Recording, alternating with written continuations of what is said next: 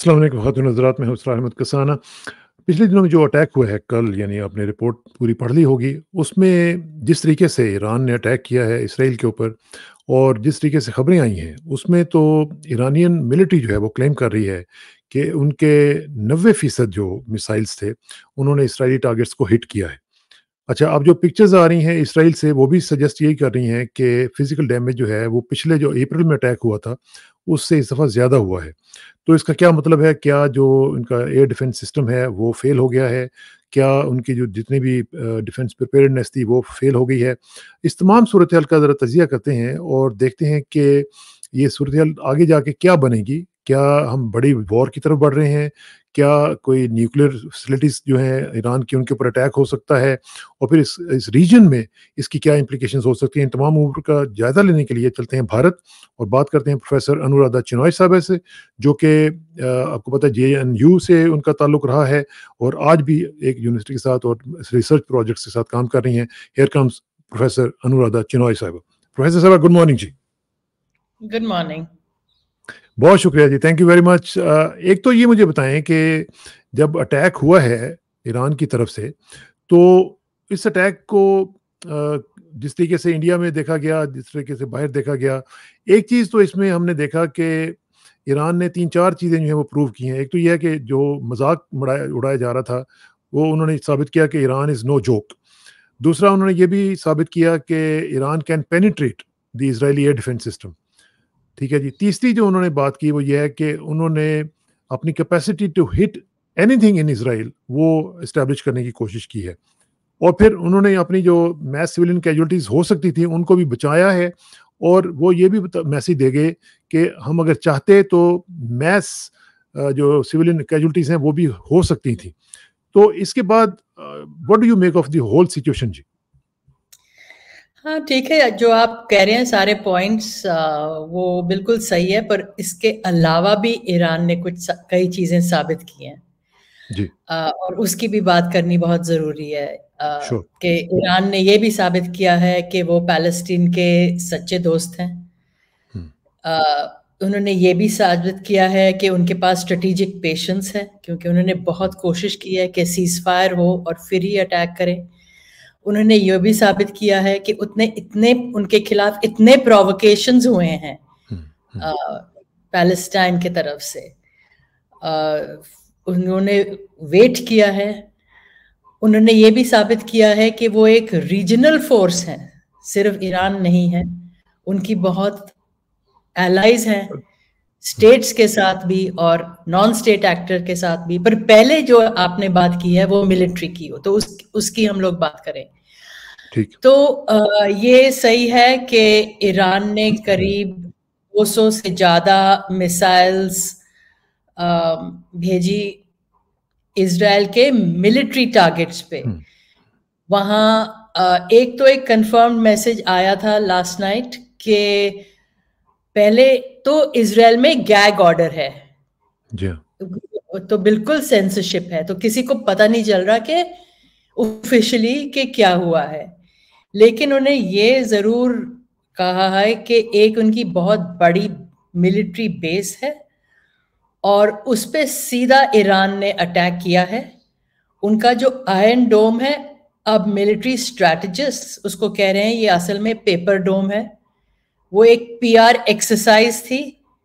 हुँ, ये paper iron डोम का मतलब ये था कि उनकी एयर डिफेंस सिस्टम्स के कई लेवल्स थे कि लेवल्स लेयर्स।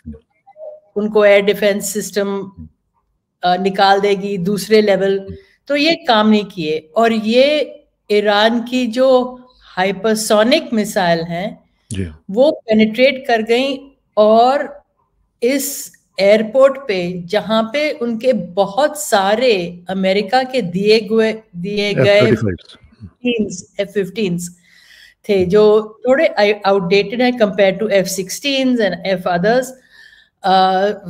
तो वो काफी डैमेज हुए, तो उनको ये लगा है। दूसरा, उनका एक मिसाइल मोसाद के इंटेलिजेंस क्वार्टर्स के बिल्कुल बाहर करीब गिरा, में। हुँ, बहुत करीब। तो ईरान कह रहा था कि वो किसी सिविलियन कैजुअलिटीज को नहीं टारगेट करना चाह रहे थे। हुँ, और उनकी टैक्टिक्स, मिलिट्री टैक्टिक्स ये थी, उन्होंने स्वॉर्मिंग की कि पहले जैसे डड मिसाइल्स, ड्रोन्स भेजे, जिससे एयर डिफेंस सिस्टम भी गुमरा गई। उनको इतने टारगेट्स थे, डॉज किया उन्होंने। डॉज तो कई तो गिराए भी होंगे, आखिर में 200 से ऊपर भेजे हैं। कुछ यहाँ के प्रेस में आ रहा था 300, कहीं आ रहा था 400, एग्जैक्ट तो बताते नहीं है। तो काफी टारगेट्स लगे, और ईरान के खबरों के मुताबिक करीब 30% टारगेट्स पे सक्सेस रही। और इजराइल की खबरें कह रही हैं कि सिर्फ 5% टारगेट्स पे लगा है, और बाकी हमने एयर में ही खत्म कर दी। तो किसी तरह से, पर ये एक मैसेज जरूर गया है दैट ईरान में कैपेबिलिटी है, बहुत कैपेबिलिटी है। ये उनकी इंडिजिनस प्रोडक्शंस हैं, जैसे फतह या शाहिद वगैरह कहते हैं। और बहुत रीच है, कहीं भी पहुंच सकती है पूरे इजराइल में। और इजराइल और अमेरिका जो बार बार कह रहा है कि ये तो मुल्लाओं की रेजीम है, इनके पास कुछ नहीं है, ये तो 5 दिन में खत्म हो जाएंगे।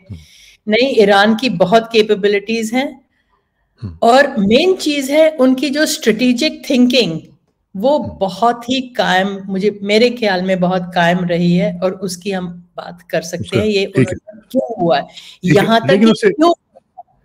जी, लेकिन उससे पहले मैं चाहूंगा कि जरा थोड़ा सा ये जो एयर डिफेंस सिस्टम जो आपने बताया है, उसके बारे में ये बताएं कि अगर ये इस तरीके से पेनिट्रेट कर दिया गया है और इम्पेनिट्रेबल बन गया है, तो फिर ये हम ये क्या कह सकते हैं कि जो एयर डिफेंस है इजराइल का, वो वल्नरेबल है, और उसमें अब किसी भी तरीके से, अब देखें ना, जिस तरह ईरान ने अटैक किया है, वो तो ये इजराइल का क्लेम था ये इम्पेनिट्रेबल है, लेकिन उन्होंने पेनिट्रेट करके दिखा दिया।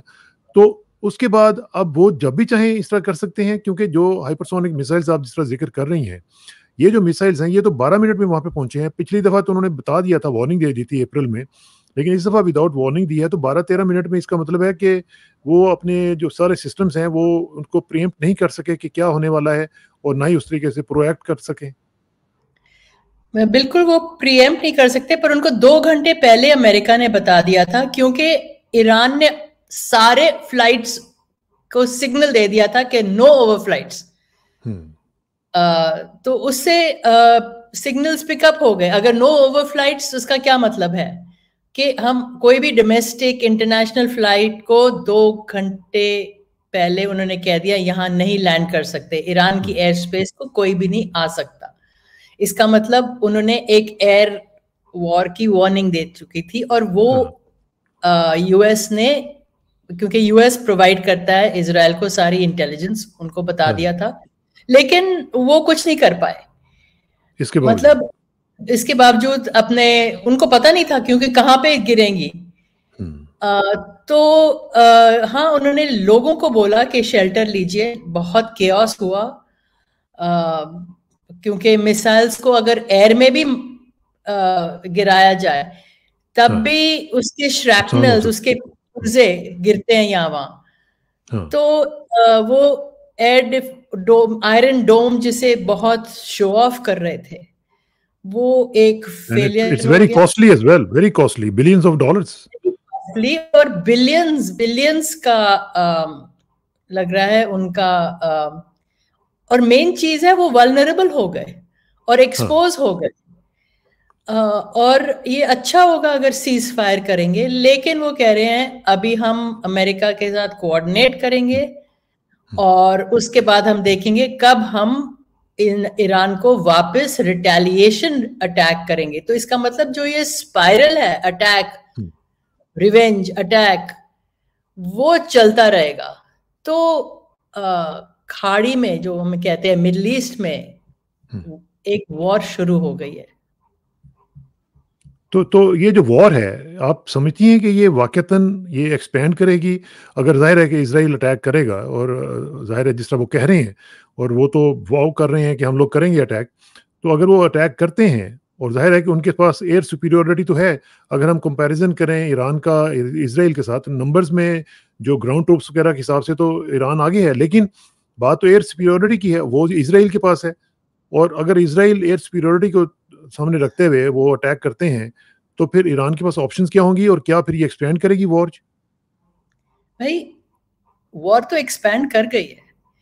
हम्म, लेबनान के साथ पहले वॉर, अभी ग्राउंड ट्रूप्स इजराइल के लेबनान में हैं। यमन पे अटैक किया है, सीरिया पे अटैक किया है।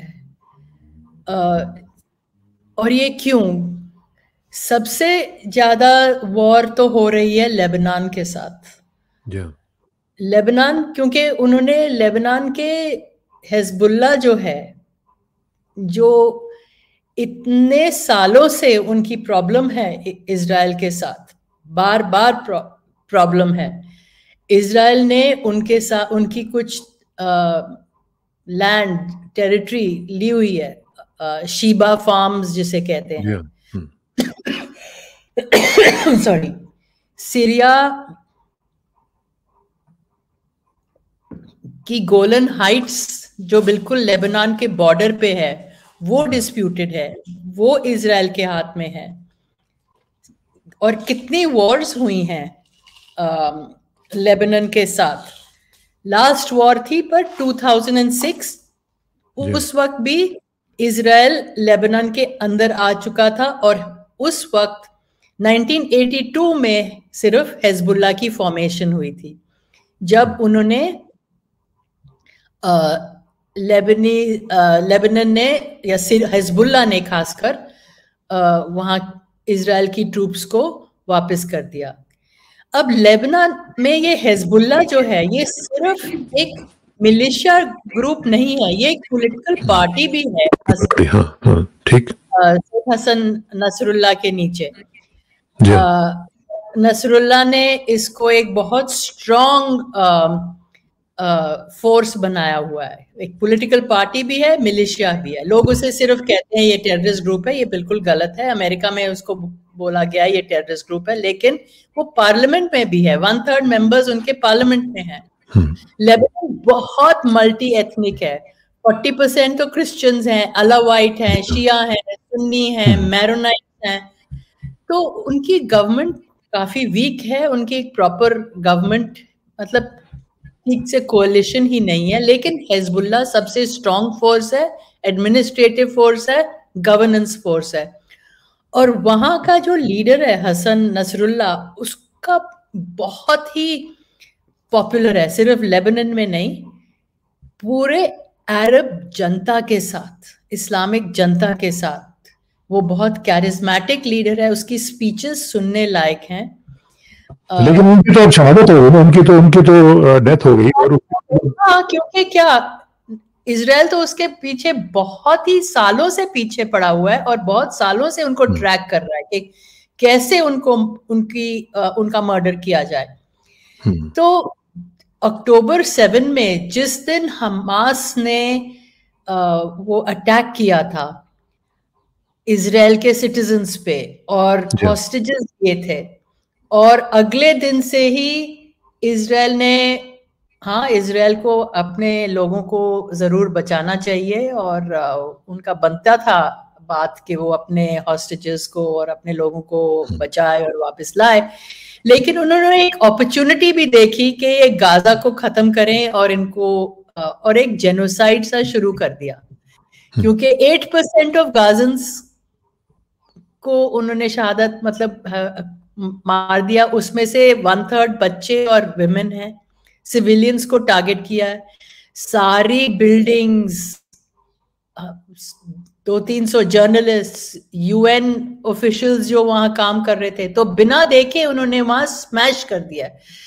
तो हिजबुल्ला और हमास बहुत क्लोज है। पैलेस्टाइन का इशू असल में हिजबुल्ला के दिलों में है, ईरान के दिल में है, और बाकी देश तो उनको भूल ही गए हैं। तो हिजबुल्ला ने पहले तो ये उनकी स्ट्रैटेजी थी कि वो इजराइल को थोड़ा डिस्ट्रैक्ट करें। लेबनान और इजराइल के नॉर्दर्न बॉर्डर में है, तो साउथ लेबनान बिल्कुल बॉर्डर पे है, 150 माइल्स की उनकी बॉर्डर लाइन है। तो उन्होंने मिसाइल्स शुरू कर दी वहां इजराइल में, और उस हिजबुल्लाह के रॉकेट्स के वजह से करीब 60,000 इजरायली सेटलर्स जो हैं, जिन्होंने, सेटलर्स का मतलब ये है कि उन्होंने पैलेस्टीनियन लोगों की लैंड ली हुई थी और वहां सेटल हुए थे, ऑक्यूपाइड पैलेस्टाइन, उनको वहां से हटवा दिया। वो लोग रेफ्यूजी बन गए, इंटरनली डिस्प्लेस्ड बन गए, और वो होटल्स वगैरह में उस इजराइल ने उनको रखवाया हुआ है। तो इजराइल उनसे बहुत तंग है, वैसे भी उनके खिलाफ है, वैसे भी उनको डिमोनाइज किया हुआ है। तो ये रॉकेट अटैक्स हो रहे थे, तो इन्होंने पहले तो ये पेजर अटैक किए, जिससे उन्होंने एक्सेप्ट किए।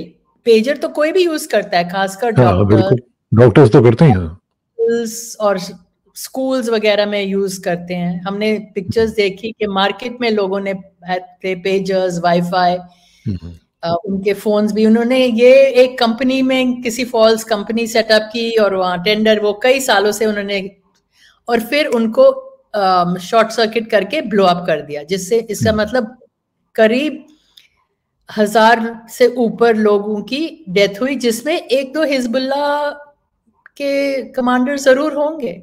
हाँ जरूर। और उन्होंने माना भी कि हमारे को हिट हुआ है, लेकिन उनके फाइटिंग फोर्स 30-40 हजार हिजबुल्लाह फाइटर्स हैं।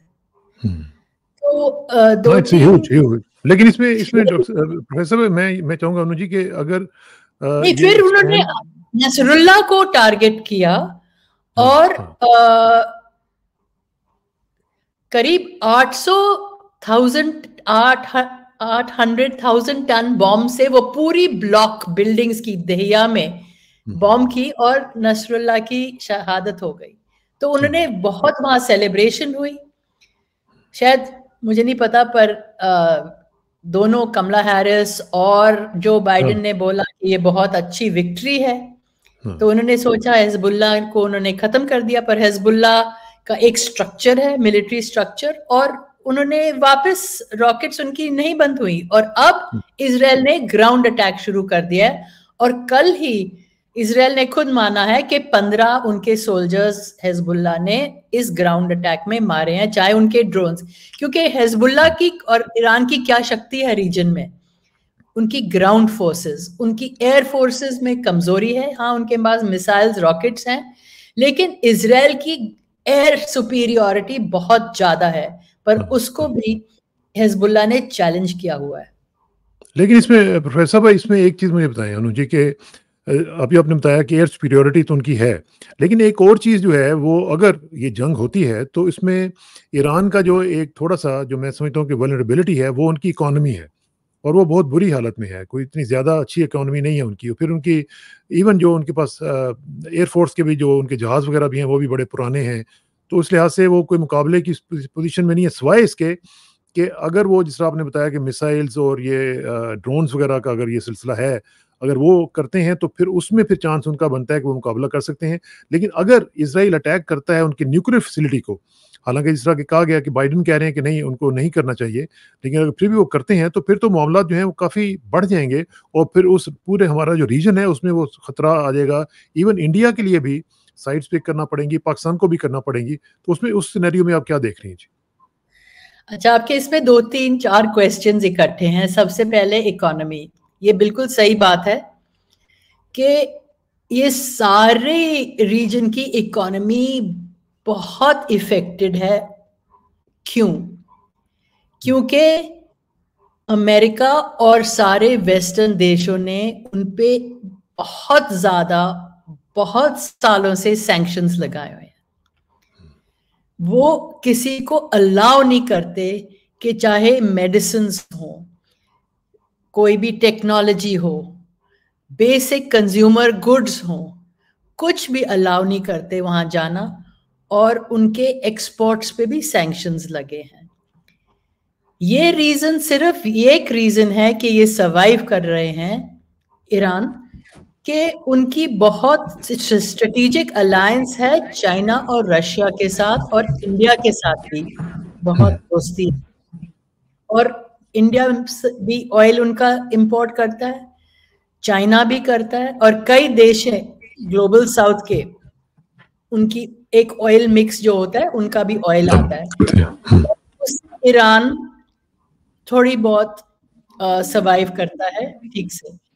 सबसे बुरी हालत इकोनॉमी में लेबनान और यमन में है। यमन में करीब 13-15 साल से सिविल वॉर चल रही है। जो हूतीज अंसार अल्लाह ग्रुप है वो लड़ाई कर रहा है, क्योंकि सऊदी अरेबिया और अमेरिका ने एक प्रॉक्सी गवर्नमेंट वहां बिठाई हुई है जो बिल्कुल पॉपुलर नहीं है, और हूती सबसे जो पॉपुलर है वो उनको हटाना चाह रहे हैं, तो उनपे भी सैंक्शंस लगे हैं। वहां भी बार बार फैमिन वगैरह होती है। और सिमिलरली लेबनान में भी बार बार इंटरवेंशन होती है, सैंक्शंस लगे हुए हैं। पिछले इस मुद्दे को लेके साउथ लेबनान, जहां पे इजराइल ने बोला है हम आ रहे हैं, और नेतन्याहू ने लेबनी सिटीजन को सीधा मैसेज अंग्रेजी में दिया है, चाहे वो अंग्रेजी नहीं जानते, पर ब्रॉडकास्ट किया है कि आप हटिए, हमारा युद्ध आपके साथ नहीं है, हिजबुल्लाह के साथ है। पर वो जानते हैं कि उनका युद्ध उनके साथ ही है, आम जनता के साथ ही है। पर लेकिन उनको निकलना पड़ा क्योंकि हिजबुल्लाह ने बोला यहाँ पे युद्ध होने वाला है। तो करीब 1 मिलियन लोग पिछले कुछ दिनों में डिस्प्लेस्ड हैं, और वो सीरिया जा रहे हैं, जॉर्डन जा रहे हैं, जॉर्डन अलाउ नहीं कर रहा, और 60,000 इजरायली सिटीजन डिस्प्लेस हुए हैं। तो ये कॉस्ट इजराइल लेना चाह रही है कि डिस्प्लेसमेंट। और यूएन सेक्रेटरी जनरल ने कहा है कि जो लेबनान में हो रहा है वो ये एक सेकंड गाजा बनाना चाह रहे हैं। यहां भी पूरा साउथ लेबनान को गाजा बना देना। तो आपका दूसरा मतलब ये तो इकोनॉमी की हालत है, इसीलिए ईरान सब जगह जा रहा है, प्लीड कर रहा है कि सीज फायर कीजिए पैलेस्टाइन के साथ और हम सब सीज फायर कर लेंगे।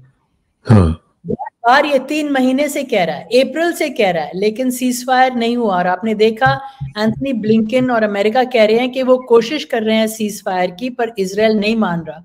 लेकिन अमेरिका मतलब प्रेशर नहीं डाल रहा इजराइल को, क्योंकि उन्होंने अब भी पास $8 बिलियन एड दिया है, मिलिट्री सारी बॉम्ब, एक बॉम्ब जो वहां गिर रहा है वो अमेरिका से आया हुआ है। तो सीज फायर नहीं हो रहा। तो इसमें अगर एक्सप्लेन करती है तो इंडिया कितना कंसर्न है इस सिचुएशन के हवाले से? इंडिया ने ऑफर भी किया कि मीडिएट कर सकते हैं हम लोग। इंडिया के लिए भी, इवन पाकिस्तान के लिए भी क्या चैलेंज होगा जी अगर ये एक्सपेंड करती है? ये कॉन्फ्लिक्ट बहुत स्पिल ओवर हो सकता है। इजराइल की स्ट्रैटेजी, जो कल इजराइल का एम्बेसडर ने इंटरव्यू दिया है अमेरिकन प्रेस को, और उसने कहा है कि हम इस पूरे रीजन को रीशेप करना चाहते हैं। रीशेप का क्या मतलब है कि इन देश, हो सकता है, मुझे नहीं पता उनके दिमाग में क्या है रीशेप, पर एक चीज जरूर है, इसका मतलब इजराइल और भी बढ़ेगा, उनको टेरिटरी साउथ लेबनान की भी मिल सकती है, सीरिया की भी मिल सकती है।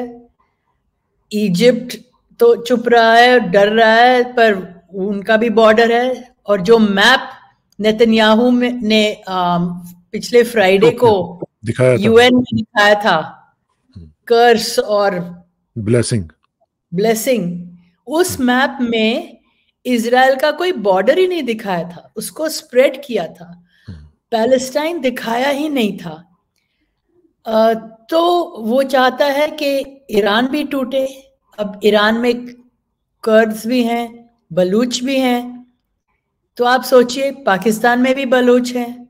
अगर वो कह दें एक नया बलूच स्टेट बना रहे हैं और सारे बलूच इकट्ठे हो जाए, वो उनको एक प्रॉमिस कर दें अमेरिका और इजराइल, तो सारा रीजन पे इम्पैक्ट होगा, सेंट्रल एशिया पे इम्पैक्ट होगा, इंडिया पे जरूर इम्पैक्ट होगा। अगर वो कह दें कि लेबनान साउथ बेरूट अब इजराइल का हो गया, हमने रीशेप कर दिया है। तो इजराइल एक डोमिनेंस चाहता है, लेजिटिमेसी चाहता है, और वो चाहता है कि वो पूरे अरब रीजन में, वेस्ट एशिया जिसे आप कहते हैं मिडल ईस्ट और नॉर्थ अफ्रीका रीजन में, उनकी डोमिनेंस रहे, कि अरब लोग, चाहे अभी कुछ रिजीम्स उनको सपोर्ट कर रही है जैसे यूएई, उनके साथ अब्राहम्स अकॉर्ड साइन किए हुए हैं, उनको रिकॉग्नाइज किया हुआ है। इवन उनके प्लान में तो अनु जी, उनका प्लान जो है उसमें सऊदी अरब के भी इलाके जो हैं वो भी छीनना है उसमें, और उसमें मक्का और मदीना भी, मक्का और मदीना भी जो है, जो कि सबसे ज्यादा इंपॉर्टेंट सिटीज हैं मुसलमानों के लिए, वो भी उनका ख्याल है कि वो भी हम ले लेंगे। हाँ, एक उनका पूरा उनकी आइडियोलॉजी में क्या है, रेस सुप्रीमेसी है, कि हमारी रेस सुपीरियर है। जैसे कॉलोनियल टाइम्स में हुआ होता था कि ये लोग अनसिविलाइज्ड हैं, अब तो और भी ये कह रहे हैं ये एनिमल्स हैं, पैलेस्टाइनियंस एनिमल्स हैं, लेबनीज एनिमल्स हैं, ईरानियन मुल्ला हैं, ये उनको कुछ समझ नहीं है, ये हमारे नीचे रहे स्लेव्स के जैसे, मतलब चुप रहे, डिसिप्लिन्ड, और हम लोग ही रूल करें, हम डोमिनेट करें रीजन्स। और कुछ अरब स्टेट्स जो चुप हैं जैसे इजिप्ट वगैरह, वो ठीक है, वो हमारी पपेट रिजीम्स रहेंगी, जो पूरी जो जनता है उनके ऊपर काबुल रहेंगे, वो बोल नहीं सकेंगी। उनकी इकोनॉमी और ऑयल के हिस्सा हमें मिले, हमें प्रॉफिट्स मिले, ऑयल का प्राइस हम तय करें। तो ये सब उनके दिमाग में ये प्लान है, तो इसीलिए ये युद्ध बंद नहीं हो रहा और सीज फायर वो मान नहीं रहे। तो अमेरिका को तो वो तो हम, इजराइल उनकी आउटपोस्ट है, ये उनका फॉरवर्ड बेस है, उनकी प्रॉक्सी है, जैसे यूक्रेन भी उनकी प्रॉक्सी है, उससे वो पूरे एरिया को कंट्रोल में रखते हैं। बस अब फर्क ये है कि रूस और चाइना ईरान के स्ट्रेटेजिक पार्टनर्स हैं। अभी तो वो मतलब मिलिटरीली चुप हैं, सीज फायर की अपील कर रहे हैं, ईरान को एडवाइस दे रहे हैं कि आप ज्यादा ना आगे बढ़िए। कल ईरान का प्रेसिडेंट पेस्कियान कट्टार गया, क्योंकि कट्टार कर रहा है यूएस के साथ सीज फायर के लिए। तो ये मामला बंद भी हो सकता है, सीज फायर, अगर इजराइल माने, पर वो मानने को बिल्कुल तैयार नहीं है। और अमेरिका को भी इस वॉर में, उनका पूरा मकसद है कि अमेरिका उनके साथ हो, अमेरिका के बूट्स ऑन द ग्राउंड आए, कि उनके जो इतने शिप्स वहां मेडिटेरेनियन में है, एयरक्राफ्ट कैरियर्स, वो रॉकेट से यूज करें। लेकिन अमेरिका हेजिटेंट है क्योंकि उनके इलेक्शंस हो रहे हैं, नहीं तो उनके ईरान तो उनका नंबर 1 एनिमी है। और फिर दूसरी तरफ उन्होंने यूक्रेन को भी तो छेड़ा हुआ है ना, यूक्रेन भी तो एक इशू है, यूक्रेन की भी वॉर हो रही है। तो वहां पे तो जो इनके ब्रिलियंट थिंक टैंक्स हैं, जहां पूरी दुनिया का दिमाग लगा हुआ है उनके साथ, वो तो कह रहे हैं कि हम तो 3 फ्रंट वॉर कर सकते हैं, यूक्रेन के साथ भी, ईरान के साथ भी, चीन के साथ भी। तो वो तो कह रहे हैं हम तैयार हैं। तो वो जंग के लिए तो खैर हर वक्त तैयार ही रहते हैं वो। लेकिन इसमें वर्स्ट केस सिनेरियो क्या हो सकता है अनु जी, आखिर में मुझे जरा बताएं, वर्स्ट केस सिनेरियो क्या हो सकता है? अगर जिस तरह आपने बताया कि वो ये चाहते हैं इस तरह करना, अगर ग्रेटर इजराइल का मंसूबा वो अपना कामयाब करने में कामयाब हो जाते हैं, तो फिर उसमें रीजनल जो पावर्स हैं लाइक इंडिया, पाकिस्तान या दूसरे, इवन चाइना और रशिया जो हैं, उनके लिए क्या चैलेंजेस होंगे और वर्स्ट केस सिनेरियो क्या हो सकता है? सबसे पहले वर्स्ट केस सिनेरियो, इजराइल ने क्या कहा है कि हम अपना जो रिटेलिएशन है ईरान के मिसाइल्स को, वो हम अपने टाइम से और अमेरिका के साथ कोऑर्डिनेट करके करेंगे, और हम अभी टाइम नहीं बता रहे। इसका मतलब, और उन्होंने दूसरी बात ये कहा है कि हम ईरान में कोई भी टारगेट लगा सकते हैं, चाहे उनके ऑयल वेल्स, वहां एक बॉम्ब डालो तो बहुत हफ्तों के लिए आग लगेगी। वहां की जो न्यूक्लियर पावर प्लांट्स हैं, नटान्स में, शिराज में, वहां मैं गई हुई हूँ एक दफा, पर वहां उन्होंने न्यूक्लियर वेपन्स नहीं है, पर वो कर सकते हैं 2-3 हफ्तों में अगर उन पे प्रेशर डाला जाए। पर वो कह रहे हैं कि हम इनको बॉम्ब कर देंगे। पर ईरान में बहुत अंडरग्राउंड फैसिलिटीज हैं, पहाड़ों के बीच में फैसिलिटीज हैं, और ईरान अगर उनपे इस तरीके का, जैसे आप कह रहे हैं, एस्केलेशन हो, तो ईरान भी एस्केलेट कर सकता है। ईरान ने कहा है आप हमारे एक ऑयल वेल पे आग लगाओगे तो हम आप पूरा रीजन जला देंगे, हनुमान के जैसे। कोई बात नहीं, पूरे ग्लोबल इकोनॉमी खत्म हो जाएगी। आपके ऑयल प्राइसेस ऐसे ऊंचे होंगे कि सिर्फ आपको नहीं, यूरोप और अमेरिका की इकोनॉमीज डिसरप्ट हो जाएंगी। ईरान सारी सप्लाई को रोक सकते हैं, सप्लाई सारी रोक सकते हैं। 2 ऑयल वेल्स आप अपना सऊदी या कहीं भी के ऑयल वेल्स को आग लगा दीजिए, बिलियंस का नुकसान होगा। क्लाइमेट का क्या होगा, लोगों का क्या होगा, एक सारी गाड़ियां बंद हो जाएंगी। तो ये है पॉसिबिलिटी, वर्स्ट केस सिनारियो जिसे कहते हैं। अच्छा सिनारियो है इमीडिएट सीज फायर, वो चाहते नहीं है। तीसरा सिनारियो है कैलिब्रेटेड, तो थोड़ा सा रिस्ट्रिक्टेड वॉरफेयर के इजराइल एक सिंबॉलिक अटैक कर दे ईरान पे। ईरान कुछ वापस रिप्लाई नहीं करेगा। ईरान ने कल साफ कहा है कि हमारा जो रिटेलिएशन था, हमारे ऑपरेशंस खत्म हो गए हैं। तो उनका ये कहना है। तो ये तो वर्स्ट केस सिनारियो है। मीडिएशन के बारे में फ्रांस ने कहा है कि वो लेबनान में मीडिएट करना चाहते हैं। फ्रांस और लेबनान के गवर्नमेंट की कुछ पुरानी दोस्ती है। लेकिन अगर इजराइल माने तो वो वन तरफ की मीडिएशन कैसे होगी? हफ्तों से ब्लिंकन अपना हाथ जोड़ के कह रहे हैं हम तो मीडिएशन चाहते हैं, हर प्रेसिडेंशियल डिबेट में कह रहे हैं कि हम तो पूरी कोशिश कर रहे हैं, लेकिन अपना दबाव नहीं डाल रहे ना। किस तरीके का मीडिएशन कि अगर आप साथ में वेपन्स दे रहे हैं, एड दे रहे हैं। इजराइल अपने की इकोनॉमी बिल्कुल डाउन है। मूडीज ने उसका डाउनग्रेड किया हुआ है। कोई इन्वेस्टमेंट नहीं है, कोई टूरिज्म नहीं है, और 1 साल होने वाला है अक्टूबर 7 को। उनकी क्या स्ट्रेटेजिक गेन्स है इजराइल की? हमास को खत्म करना चाह रहे हैं। हमास खत्म हुआ क्या? नहीं। हिजबुल्लाह को खत्म चाह रहे हैं, हुआ नहीं। गाजा को बिल्कुल पैलेस्टीनियन फ्री करना चाह रहे हैं कि सब निकले वहां से, हमें वो पूरी जमीन मिल जाए, वो हुआ नहीं। उनकी एक भी स्ट्रेटेजिक एम पूरी नहीं है। तो एस्केलेशन के साथ क्या पूरी हो जाएगी? बिल्कुल नहीं। हाँ, ये बहुत बड़ा क्वेश्चन है। चलें, इसके ऊपर हम आपका जो एनालिसिस है वो लेते रहेंगे। अनु जी, आपका बहुत बहुत शुक्रिया and thank you very much and wish everything, wish everybody luck in the region, और स्पेशली हमारे जो वहाँ पे लोग वहाँ पे फंसे हुए हैं, मुख्तलिफ कंट्रीज़ के अंदर फंसे हुए हैं, उनके लिए भी हम विश करते हैं अल्लाह ताला उनको संभाले और उनकी मदद करे।